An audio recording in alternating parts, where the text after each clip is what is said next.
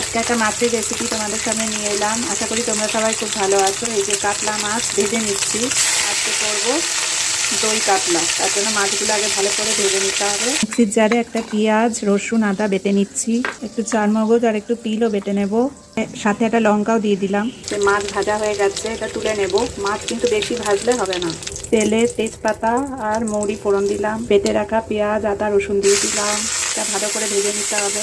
চারমগজ তিল বাটাটা দিয়ে দিলাম, দিয়ে নাড়তে হবে। আন্দাজ মতো নুন দিলাম। এখানে 2 চামচ দই নিয়ে নিয়েছি, টক দই। তার মধ্যে একটু ধনে গুঁড়ো দিয়ে নাড়িয়ে নেব। এটা ভালো করে ফেটিয়ে নিতে হবে। ফেটানো টক দইটা দিয়ে দেবো। অল্প একটু মিষ্টি দিলাম, মিষ্টি ধোয়া জলটাও দিয়ে দিলাম।